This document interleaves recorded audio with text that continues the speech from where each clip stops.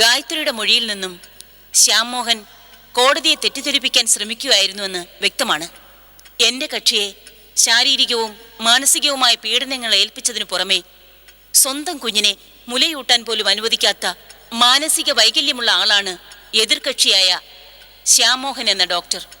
ആയതിനാൽ ക്രൂരനായ അയാളിൽ നിന്നും എന്റെ കക്ഷിയെ മോചിപ്പിക്കണമെന്നും മാതൃത്വം നഷ്ടപ്പെട്ട ഒരമ്മയ്ക്ക് സ്വന്തം കുഞ്ഞിനെ തിരികെ നൽകണമെന്നും ബഹുമാനപ്പെട്ട കോടതിയോട് ഞാൻ താഴ്മയായി അപേക്ഷിക്കുന്നു.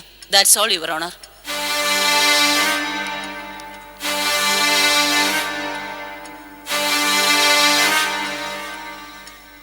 കോടതിയുടെ സമയം കഴിഞ്ഞിരിക്കുന്നു. ആയതിനാൽ പ്രതിഭാഗം വാദം കേൾക്കുന്നതിനായി ഈ മാസം 11 കേസ് മാറ്റിവെച്ചിരിക്കുന്നു. The court is adjourned.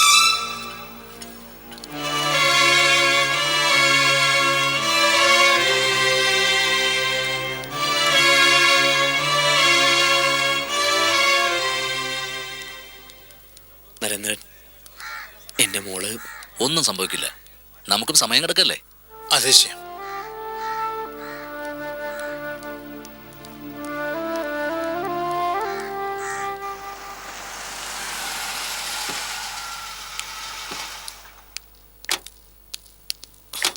This is too much Gayathri, too much.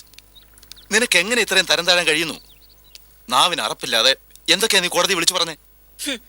പറഞ്ഞതൊക്കെ കേട്ടില്ലേ? പിന്നെന്തിനാ ചോദ്യം ചെയ്യലുമായി പിന്നാലെ കൂടിയിരിക്കുന്നേ? നീ ഒരു സ്ത്രീയല്ല, അസുര ഗണത്തിൽ പറഞ്ഞ ഏതോ ദുഷ്ടജന്മ. ആയിരിക്കാം. എന്റെ സ്റ്റാർ ചിത്രയാണ്. ചിത്ര അസുരഗണമല്ലേ? അപ്പോ അതിൻ്റെതായ അസുരാംശം ഇതിലുണ്ടാവും. അവളെ ശ്യാമോഹം പീഡിപ്പിച്ചത്രേ. നിന്റെ മർക്കട മുഷ്ടി കൊണ്ട് ഒരു പാവം മനുഷ്യൻ കിടന്ന് ചക്രശ്വാസം വലിക്കുന്നത് ഞാൻ നേരി കണ്ടിട്ടുള്ളതാ.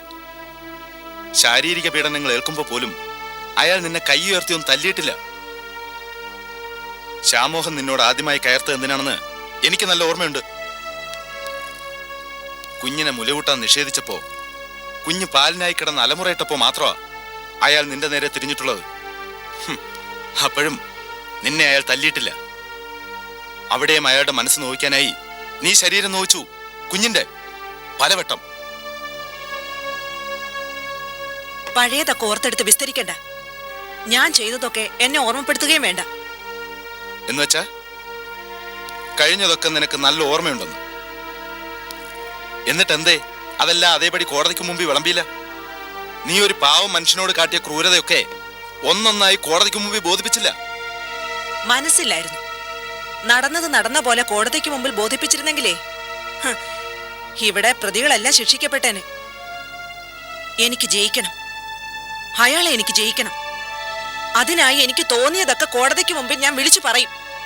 നടന്നത് നടക്കാത്തതും ഒക്കെ. നടന്നതും നടക്കാത്തതും എന്ന് പറയാതെ നടക്കാത്തതെന്ന് മാത്രം പറ. നിന്റെ ഉള്ളില് ലവലേശം പോലും മനുഷ്യത്വമില്ല. ഡൈവോഴ്സ് തേടി വന്നവള് അതിനായി ശ്രമിക്കണം. അല്ലാതെ ഇല്ലാ കഥകൾ പറഞ്ഞ് ഒരു പാവം മനുഷ്യനെ കോടതിക്ക് മുമ്പിൽ മൃഗീയമായി ചിത്രീകരിക്കുകയല്ല വേണ്ടത്. എനിക്ക് ഡിവോഴ്സ് മാത്രമല്ല ആവശ്യം, എനിക്കെന്റെ മകളെയും വേണം. അതിന് കോടതി അയാളെ കുറച്ച് നെഗറ്റീവായി കണ്ടേ മതിയാവും. കോടതി എത്ര നെഗറ്റീവായി കണ്ടാലും നിനക്ക് അമ്മൂനെ കിട്ടില്ല. അത്രയ്ക്ക് മോശമാണ് ആ കുഞ്ഞു മനസ്സിൽ അവളുടെ അമ്മയുടെ ചിത്രം. അറിയാം. അത് അറിഞ്ഞു വെച്ചുകൊണ്ട് തന്നെ പറയട്ടെ, അവസാന നിമിഷം അമ്മു എന്റെ ഒപ്പം തന്നെ വരും. വന്നിട്ടെന്താ, അമ്മയും മകളും സുഖമായി ജീവിക്കും. അമ്മ ജീവിക്കും, മകള് നരയിക്കും. ഫ്യൂച്ചറിനെ പറ്റി പ്രവചിക്കാൻ ഞാൻ അസ്ട്രോളജർ ഒന്നുമല്ല. എന്റെ കുഞ്ഞ് സുഖിച്ചാലും ശരി ദുഃഖിച്ചാലും ശരി, കുഞ്ഞിനെ നഷ്ടപ്പെട്ട വേദനയുമായി അവൻ, ആ ഡോക്ടർ കരയണം. അവനൊരു വിഷാദ രോഗിയാവണം. താടിയും മുടിയും വളർത്തി മോളെ മോളേന്ന് വിളിച്ചുകൊണ്ട് അവൻ ഭ്രാന്തനെ പോലെ അലയണം. ഒരു സ്ത്രീക്ക്, അതും ഒരു അമ്മയ്ക്ക് ക്രൂരതയാവാം. പക്ഷേ അത് ഇത്രത്തോളം വേണ്ട ഗായത്രി. ഞാൻ എന്നും അങ്ങനെ ആയിരുന്നല്ലോ മനുവേട്ട. കുഞ്ഞുനാൾ മുതലേ വാശി പിടിക്കുന്നത് എന്തും ഞാൻ നേടിയിട്ടില്ലേ? ഇവിടെ ഞാൻ ആഗ്രഹിക്കുന്ന നേടും. അതിനായി കല്ലുവച്ച നുണകൾ തന്നെ പറയും. ക്ഷണിച്ചിട്ട് വന്നതല്ലല്ലോ മനുവേട്ടൻ. അപ്പൊ ക്ഷണിക്കാതെ വന്ന അതിഥി ഒക്കെ കണ്ടും കേട്ട് സംതൃപ്തി അടയുക. നല്ല തല്ല് കിട്ടാത്തതിന്റെ കേടാ നിനക്ക്. ലുക്ക് മനുവേട്ട, കല്യാണം കഴിച്ചു ഒരുത്തിയെ കെട്ടി എഴുന്നള്ളിച്ചിട്ടുണ്ടല്ലോ. തല്ലൊക്കെ അവിടെ മതി. ഇവിടെ അത്ര നമ്പരൊന്നും ചെലവാവില്ല.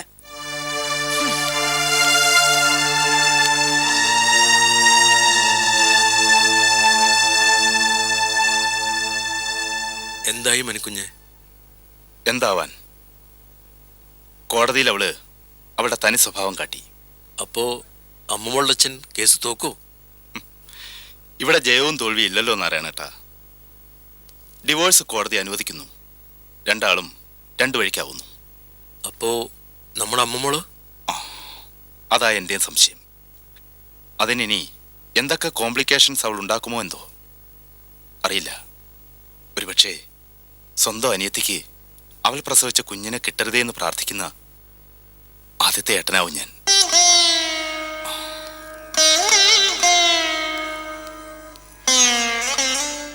ഗായത്രിയിൽ നിന്ന് ഞാൻ എന്തൊക്കെ പ്രതീക്ഷിച്ചോ അത് തന്നെ സംഭവിച്ചു.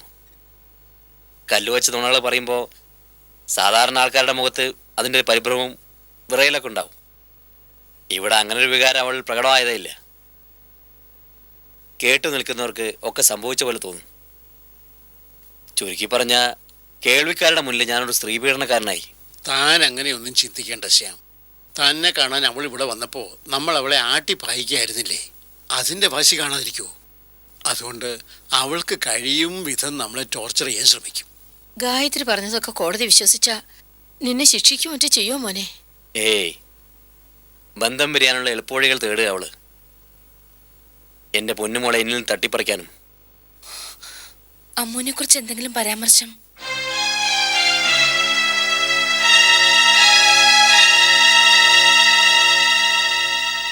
മാതൃത്വം നഷ്ടപ്പെട്ടൊരു അമ്മയ്ക്ക് സ്വന്തം കുഞ്ഞിനെ തിരികെ നൽകണമെന്ന് അവളുടെ അഡ്വക്കേറ്റ് വക മജിസ്ട്രേറ്റിനുള്ള അപേക്ഷയാ.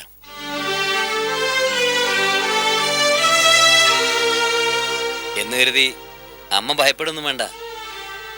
ആർക്കൊപ്പം എൻ്റെ മോള് ജീവിക്കണം എന്ന് തീരുമാനിക്കുന്നത് അവളോ ഞാനോ കോടതിയൊന്നുമല്ല, എൻ്റെ മോള് തന്നെയാ.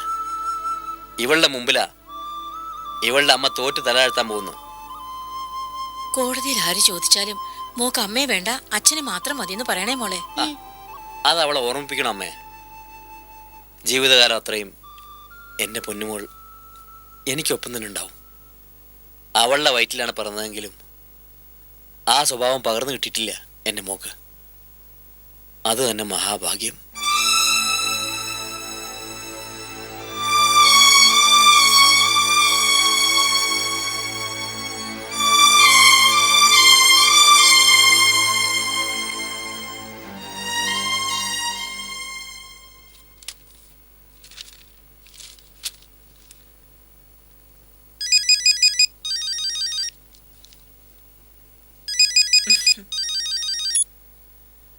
പറയട വാവേ. കോടതിയിലെ കാര്യങ്ങളൊക്കെ മോൾ അറിഞ്ഞു. ആഹാ, അവിടെയൊക്കെ ചർച്ച ചെയ്തിട്ടുണ്ടാവും അല്ലേ? മമ്മി എന്തിനാ ഡാഡിയെ കുറിച്ച് നുണ പറഞ്ഞത്? നുണ പറഞ്ഞെന്നോ? ആ പറഞ്ഞതാ നുണ. സത്യത്തിൽ മോടെ ഡാഡി മമ്മിയെക്കുറിച്ച് ഇല്ലാത്ത കഥകൾ പറഞ്ഞത്. മമ്മിയെപ്പോലെ ദുഷ്ടയായ ഒരു സ്ത്രീ ഇല്ലെന്ന്. ഡാഡി പറയുന്നതൊക്കെ കേട്ടിട്ട് സത്യം പറഞ്ഞ മോടെ മമ്മിക്ക് ദേഹം വല്ലാതെ വന്നു. ആ, പിന്നെ ഒരു വിധത്തിലാ വീട്ടിലേക്ക് വന്നത്. മമ്മിക്കിപ്പോ കുഴപ്പമൊന്നുമില്ലല്ലോ? മോള് മമ്മിക്കൊപ്പം വരുമെന്ന വിശ്വാസം ഉള്ളതുകൊണ്ട് കുഴപ്പമൊന്നുമില്ല. അതാ കൂട്ടാ ഇനി എന്റെ ആശ്വാസം. ദേ, അവസാന നിമിഷം ഡാഡിക്ക് അനുകൂലമായിട്ട് തിരിഞ്ഞാലേ പിന്നെ മമ്മി ജീവിച്ചിരിക്കില്ല, ചത്തുകളെ. അയ്യോ, അങ്ങനെയൊന്നും മോളോട് പറയല്ലേ മമ്മി. മോള് മമ്മിക്കൊപ്പേ വരുള്ളൂ. ആ, എന്നാലേ ഫോൺ കട്ടാക്കിയിട്ട് പോയിരുന്ന് പഠിക്ക്. കൂടുതൽ സംസാരിച്ച ആരെങ്കിലും കയ്യോടെ പിടിക്കും. കേസ് തീരുന്നത് വരെ അത് പാടില്ല. മനസ്സിലായോ വാവേ? ആ. എന്നാലേ വാവ ഫോൺ വെച്ചോ.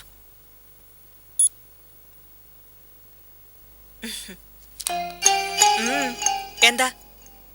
ഒന്നുമില്ല. താനൊന്നിങ്ങ് വന്നേ.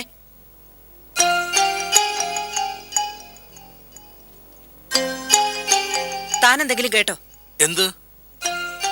ഞാൻ സംസാരിക്കുന്നത് വല്ലതും കേട്ടോന്ന്? ഏയ്, സത്യമായിട്ടൊന്നും കേട്ടില്ല. ഇപ്പൊ ഒളിച്ചും പാത്തുള്ള വരവും പോക്കും ഒക്കെ ഞാൻ ശ്രദ്ധിക്കുന്നുണ്ട്. ചേട്ടനെന്നും പറഞ്ഞ ഒരാൾ ഇവിടെ ഉണ്ടല്ലോ, എന്റെ കൂടപ്പിറപ്പ്. അയാൾക്ക് ചാരപ്പണി ചെയ്തു കൊടുക്കുമെന്നും അല്ലല്ലോ. എന്താ കുഞ്ഞെ ഇങ്ങനൊക്കെ? മതി മതി, കൂടുതൽ കുമ്പസാരക്കെട്ട് അഴിക്കാതെ ആഹാരം വല്ലതും ഉണ്ടെങ്കിൽ എടുത്തു വയ്ക്ക്. ചെല്ല്. ഓ.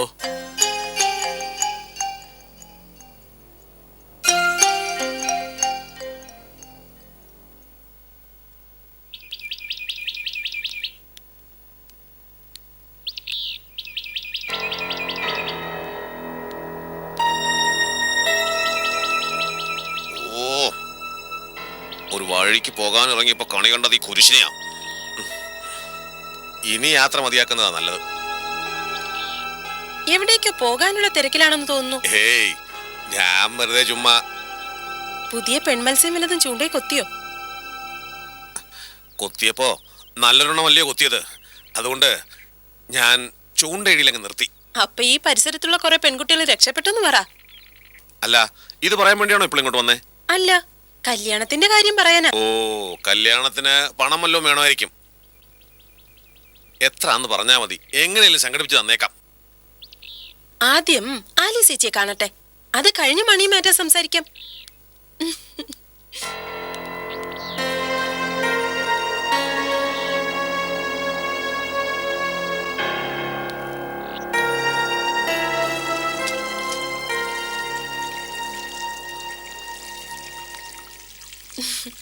ആലി ചേച്ചി, എന്താ പതിവില്ലാത്തൊരു ഗൗരവം? ചിലതൊക്കെ ഞാൻ അറിഞ്ഞു, എന്നിട്ടും വിശ്വസിച്ചിട്ടില്ല. എനിക്ക് സത്യം അറിയണം, അതും നിന്റെ നാവിന്ന് തന്നെ. പള്ളിക്കൽ അപ്പുവിന്റെ ഭാര്യ മായയെ ഒഴിവാക്കിയിട്ട് നീ അപ്പുവിന്റെ ഒപ്പം ജീവിക്കാൻ പോവാണോ? ചോദിച്ചു കേട്ടില്ലേ? അത് ചേച്ചി, നിന്റെ നമ്പരൊന്നും എന്റെ അടുത്ത് ഇറക്കണ്ട. കേട്ടത് സത്യമാണോ ഇല്ലയെന്നാ എനിക്കറിയേണ്ടത്. കേട്ടതില് കുറച്ചൊക്കെ സത്യമുണ്ട്, പക്ഷേ മതി. നീ പറയാൻ വരുന്ന പക്ഷേ നിന്നെ ന്യായീകരിക്കാനുള്ള പുതിയ കണ്ടുപിടുത്തം വല്ലതും ആയിരിക്കും. അതെനിക്ക് കേൾക്കണ്ട.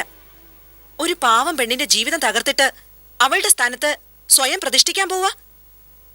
ഞാൻ അറിഞ്ഞ, ഞാൻ മനസ്സിലാക്കിയ കുഞ്ഞുമോള് തന്നെ ആണോടി നീയെ? ആലി ചേച്ചി, ഞാൻ ഛേ, നിന്നെക്കുറിച്ച് ജെയിംസ് അച്ചായനോട് പോലും ഞാൻ എന്തൊക്കെയാ പറഞ്ഞത്? അങ്ങേര് നിന്നെ തെറ്റായി വ്യാഖ്യാനിച്ചപ്പോഴൊക്കെ ഞാൻ നിന്നെ ന്യായീകരിക്കുകയായിരുന്നു. ആ എന്റെ മുഖത്തുകൂടിയാ നീ കരിവാരി തേച്ചത്. ഒരു വീട്ടിലേക്ക് കയറി വന്നിട്ട് അവിടുള്ള പുരുഷന്മാരെ കണ്ണും കവിളും കാട്ടി മയക്കി എടുക്കുന്നവളാണ് നീയെങ്കിൽ എന്ത് വിശ്വാസത്തിന്റെ പുറത്താ ഞാൻ നിന്നെ ഈ വീട്ടിൽ കയറ്റുന്നത്? എന്റെ ജെയിംസ് അച്ചായനും പ്രായം അധികമായിട്ടില്ല. ആ ബോധം നല്ലപോലുണ്ട്. വീട്ടിലേക്ക് വരുന്ന ഇഷ്ടമല്ലെങ്കിൽ അതങ്ങ് തുറന്നു പറയാ, ഞാൻ പോയേക്കാം. അല്ലാതെ വെറുതെ ഓരോന്ന് ഊഹിച്ച് പാടി പറഞ്ഞു നടക്കണ്ട.